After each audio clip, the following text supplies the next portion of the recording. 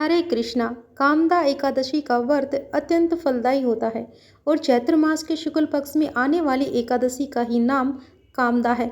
इस दिन श्री हरि की भक्ति करने से सभी मनोकामनाएं पूर्ण होती हैं और जीवन के सभी दोष भी दूर हो जाते हैं। अगर इस व्रत को पूरे विधि विधान से किया जाए तो निश्चित रूप से भगवान विष्णु की कृपा प्राप्त होती है और यह एकादशी अपने नाम के अनुरूप ही फल प्रदान करती है, अर्थात भक्तों की सभी कामनाओं को पूर्ण करती है। कामदा एकादशी के दिन कुछ खास उपाय करके आप अपने जीवन की बहुत सारी समस्याओं से मुक्ति पा सकते हैं। लेकिन इस बार एकादशी के दिन अगर आप अपने जीवन से जुड़ा हुआ कुछ भी शुभ या फिर नया काम करने जा रहे हो तो इस बार आपको सावधान रहना होगा। इस बार एकादशी पर ऐसा संयोग नहीं बन रहा है कि आप कोई नया काम कर सके, अपने व्यापार से जुड़ा हुआ कर सके या फिर कोई भी ऐसा काम जो आपके जीवन को और आगे ले जाने वाला हो, क्योंकि इस बार एकादशी के दिन भद्रा भी लग रही है और इस बार भद्रा का वास पृथ्वी लोक पर यानी कि मृत्यु लोक पर ही रहने वाला है।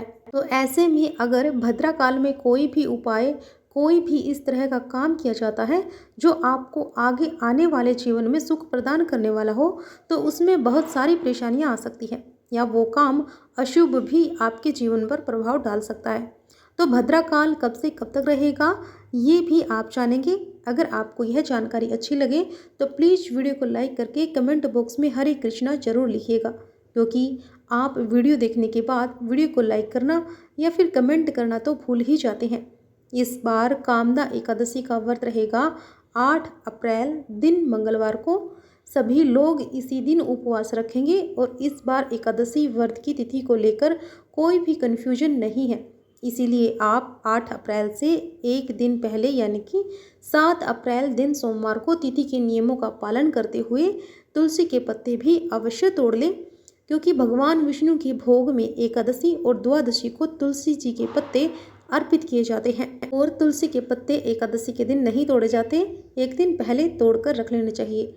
एकादशी तिथि 7 अप्रैल दिन सोमवार को रात 8:01 से प्रारंभ होकर 8 अप्रैल मंगलवार की रात 9:12 तक रहेगी और एकादशी के व्रत के दिन सुबह 8:32 से रात 9:12 तक का जो समय है वह भद्राकाल का रहेगा और 8 अप्रैल मंगलवार को ब्रह्म मुहूर्त सुबह 4:39 से लेकर 5:27 तक रहेगा। इस दिन सूर्य उदय होगा सुबह 6:16 पर, सूर्यास्त शाम 6:41 पर। प्रातःकालीन पूजा मुहूर्त सुबह 4:52 से लेकर 6:03 तक।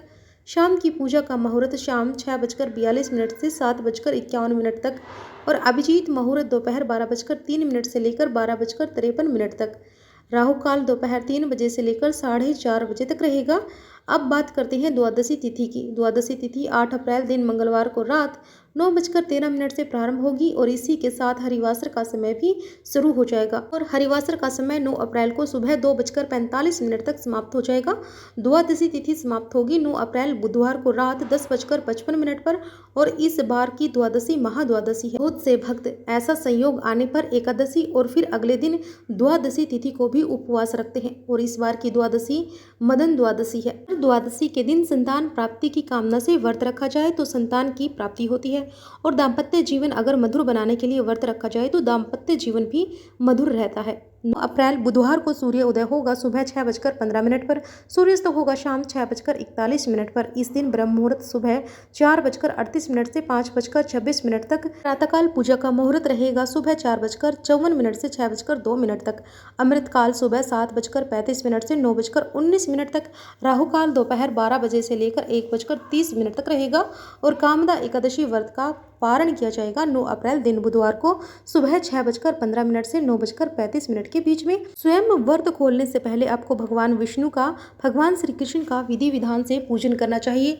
भगवान को सात्विक चीज़ों का भोग लगाएं, साथ में तुलसी का पत्ता जरूर रखें और इसके बाद अपनी सामर्थ्य के अनुसार कुछ न कुछ दान अवश्य करें। इसके बाद आप शुभ मुहूर्त के अंदर अंदर व्रत खोल सकते हैं।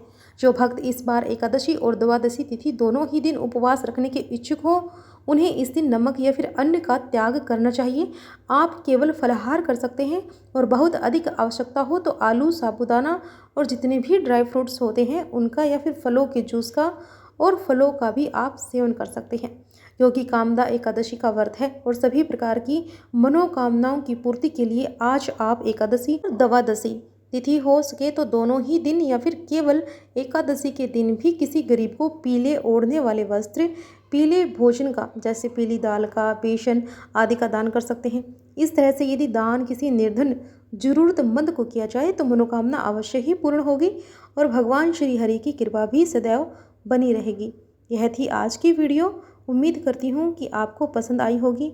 अगर आपको वीडियो पसंद आई है तो लाइक करके शेयर अवश्य कीजिए। आप हमारे चैनल पर नए हैं तो जल्दी से हमारे चैनल को सब्सक्राइब कर लीजिए ताकि आपको हर तीज त्यौहार की जानकारी मिलती रहे। बेल आइकन भी प्रेस कर लीजिए ताकि आपको हमारी वीडियो का हर नोटिफिकेशन मिलता रहे। बॉक्स में जय श्री हरि लिखना ना भूलिएगा। जय श्री हरि।